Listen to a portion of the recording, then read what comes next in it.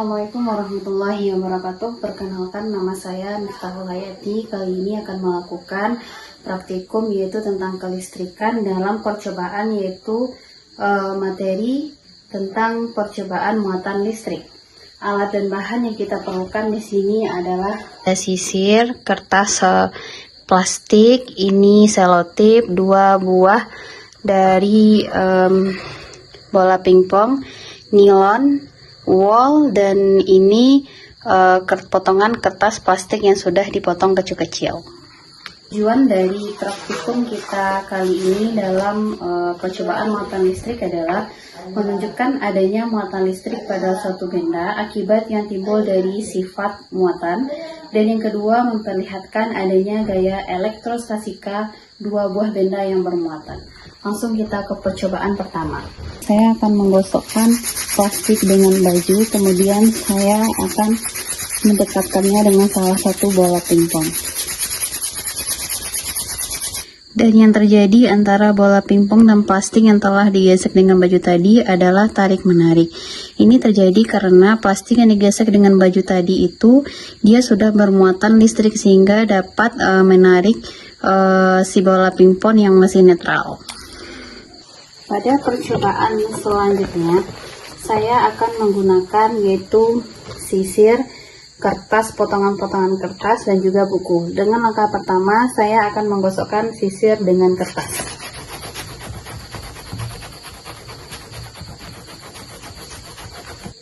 Dan yang terjadi adalah potongan-potongan kertas ini tertarik oleh sisir.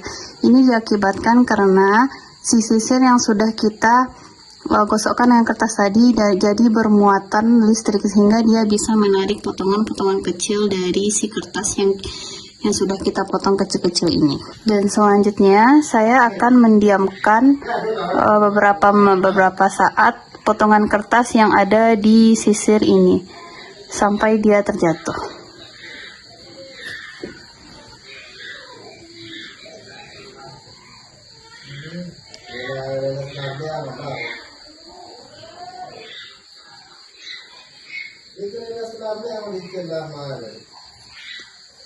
Dan ternyata beberapa saat kemudian potongan kertas ini sudah jatuh.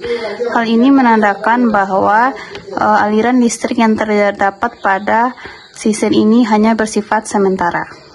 Selanjutnya saya akan menggosokkan kain wol dengan bola pingpong dengan beberapa benda seperti kain wol, plastik, dan juga nilon. Yang pertama, kita menggosokkan kain wol dengan kain wol di sisi yang berdekatan.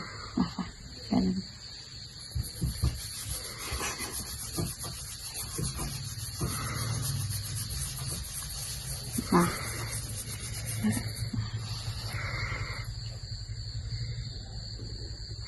dan setelah didekatkan, kedua bola pingpong ini sama-sama bermuatan negatif sehingga mereka tolak menolak. Selanjutnya saya akan menggosokkan bola pingpong dengan plastik.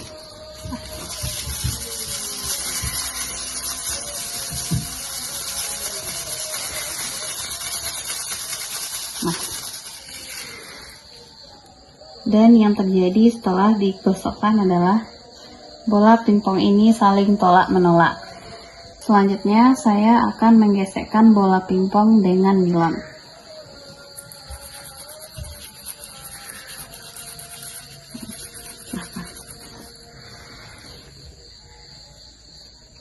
Dan yang terjadi antara kedua bola pingpong ini adalah tolak menolak. Hal ini dikarenakan pada dua sisi bola pingpong ini memiliki muatan listrik yang sama dari gesekan nilon.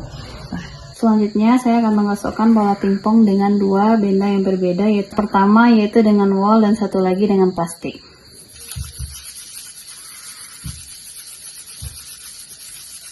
Nah.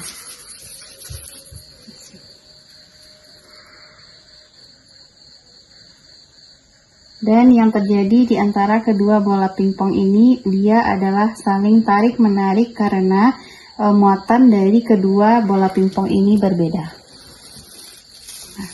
Benda yang digosokkan dengan kain wol tadi akan bermuatan negatif, sedangkan benda yang digosokkan dengan plastik tadi akan bermuatan positif sehingga mereka tarik-menarik. Selanjutnya saya akan menggosokkan bola satu dengan kain wol dan satu lagi dengan benang nilon.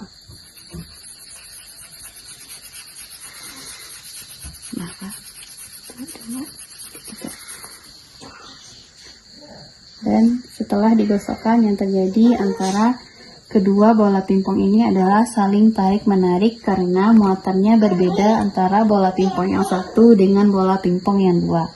Selanjutnya saya akan menggosokkan antara plastik dengan nilon.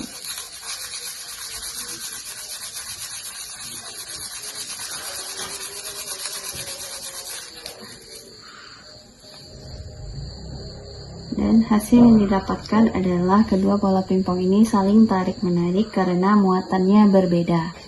Nah, pada percobaan selanjutnya kita akan mengukur tentang arus dan tegangan listrik. Alat tambahan yang kita butuhkan di sini adalah kabel dan lampu yang sudah kita susun. Di sini ada 3 buah baterai, kertas, plastik, karet penghapus, ini ada pensil, ujung pensil, perak, kawat besi, kawat tembaga, kayu, air garam, dan juga air keran. Nah, percobaan pertama kita menggunakan 1 baterai. Nyala lampu jadi ini.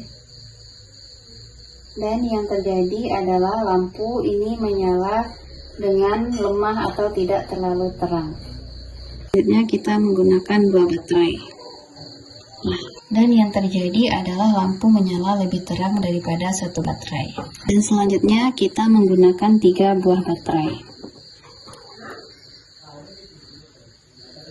Nah, ini yang terjadi adalah lampu menyala dengan sangat terang, lebih terang daripada 2 baterai yang tadi. Selanjutnya kita akan menggunakan rangkaian listrik ini untuk menguji beberapa benda yang bersifat konduktor atau isolator. Yang pertama, kita menggunakan di sini ada kawat tembaga. Kita lihat apakah nyala lampunya menyala atau tidak. Kalau lampu menyala berarti dia bersifat konduktor, dan kalau mati berarti dia bersifat isolator. Untuk kawat tembaga, dia bersifat konduktor karena lampunya menyala. Selanjutnya kita menggunakan kawat besi. Lampunya menyala berarti besi ini bisa mengantarkan arus listrik. Kita menggunakan perak, dan yang terjadi adalah lampunya menyala. Itu artinya perak ini juga bisa menghantarkan arus listrik atau bersifat konduktor. Nah, selanjutnya yaitu penghapus. Dan hasilnya lampu tidak menyala, berarti karet penghapus ini memiliki sifat isolator atau tidak menghasilkan arus listrik. Selanjutnya kita jepit dengan kertas. Dan hasilnya lampu juga tidak menyala karena kertas juga bersifat isolator atau tidak bisa mengantarkan arus listrik. Selanjutnya kita jepit dengan plastik.